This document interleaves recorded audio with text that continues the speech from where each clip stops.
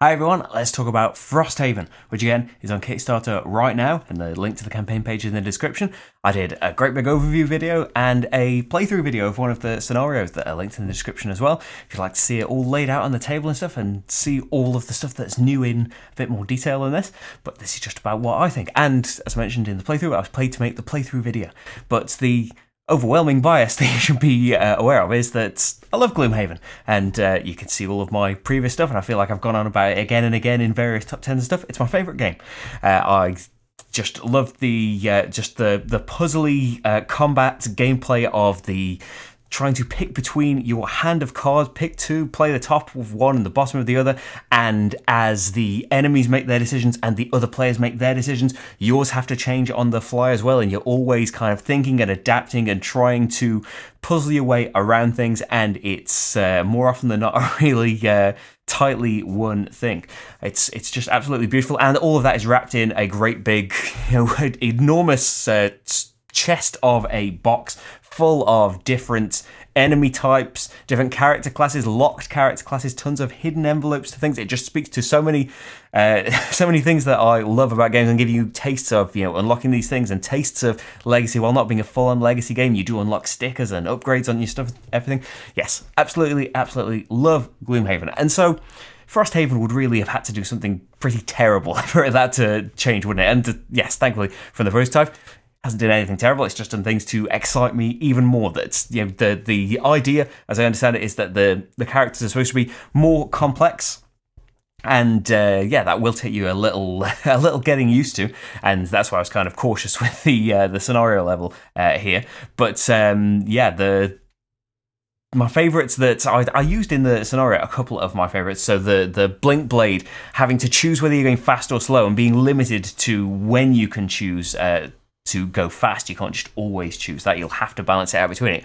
But having cards that don't necessarily rely on you going fast and slow, it's not just as simple as, oh, well, fast is better and slow is worse. Sometimes they are very distinct effects that will be very situational, and it just adds to the planning and the thought that needs to go into your things. And you might really need a specific card in your hand because it's going to heal everyone when all of the chips are down by you going slow, but then that means that your attacks aren't going to be effective and you're going to have to find something else to do. Just fantastic. The Geminate that I didn't use in the playthrough, but the Geminate's got two different decks of cards based on the state that they're in, and playing certain cards will make them change state from being, one's got all of these crazy area of effects attacks where they're like tendrils coming off, and one is more heals and stuff, but they've still got a mixture between them. The Death Walker that is in the playthrough as well, placing all of these shadows down and being able to manipulate that and attack as if you're in spaces with the shadows. The Banosphere is more like the Banospear, I keep saying sphere every time, is a more of a paladin kind of character that wants to, it's got AoE positional attacks, but wants allies to be positioned in certain spaces as well as enemies to get these attacks off. The Drifter that wants, that puts all of the persistent cards out, where your token moves along and you get XP every time it activates. It's got a ton of them, and then almost every other ability has got lets you move tokens back on there, so you will be able to keep using those abilities and keep getting the experience and stuff for them.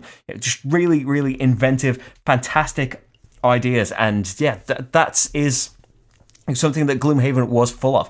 Every time we unlocked a class, it was a world of wonder. As a lot of the things that you would see already, like manipulating elements and summons and stuff, but just used in ways that were constantly surprising and in a fantastic way as well. It was always so exciting learning a brand new class and seeing how they would fit into your party now.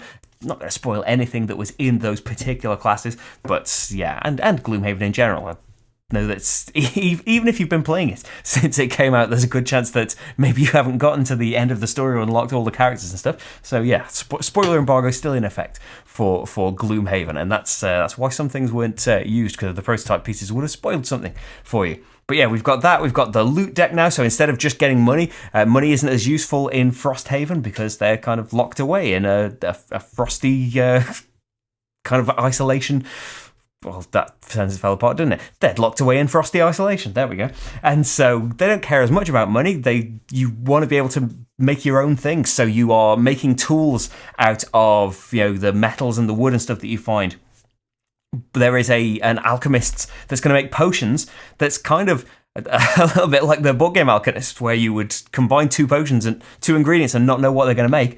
You're going to have this kind of advent calendar thing where you are going to be just throwing some ingredients into a pot and seeing what potion you come up with by just opening the doors on this thing and then taking the cards from the relevant decks to find out what you've made. And then as characters retire, that was already a momentous thing. It's saying goodbye to a particular class, but it's also getting to unlock a new class often, or going to an already unlocked but unfamiliar to you class. And it would add some events into the decks when a character retired. Well, now it's going to unlock new buildings in Frosthaven for you to build, and based on what you unlock and what you end up putting there and how you upgrade those buildings, that's going to make your experience vastly different. And building walls and defenses and things for Frosthaven, because there is a summer and winter cycle, and in the winter events will often have people trying to invade Frosthaven, and based on the defenses and stuff that you've put down, that's going to determine how well those attacks succeed in destroying your town.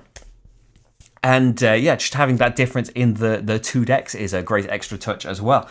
Trying to be more distinct from the scenarios just being kill all of your enemies. Admittedly, I've only seen 3 scenarios out of, what was 90 in the main box of Gloomhaven. So I've seen a fraction, a tiny fraction of Frosthaven's offerings, but just seeing these different things. So again, not spoiling any story stuff or being specific about the scenarios. In fact, I'm sure throughout the many playthroughs and previews and things that people are doing, I'm sure we've covered not only those 3 scenarios, but probably a lot of combinations of characters between them as well. But the first one is a more standard kill all enemies, but there are also city guards that have gotten mixed up in the fighting, and you need to protect at least one of those city guards, and they need to survive throughout the whole thing. The one that I did in the playthrough, if you haven't seen it, is where we're on an elevator that is making its way down a tower, and we need to basically survive until the elevator reaches the bottom. And as the rounds go on, more and more events are going to occur that are going to add new complications in the way, as it's not just as simple as waiting it out, of course.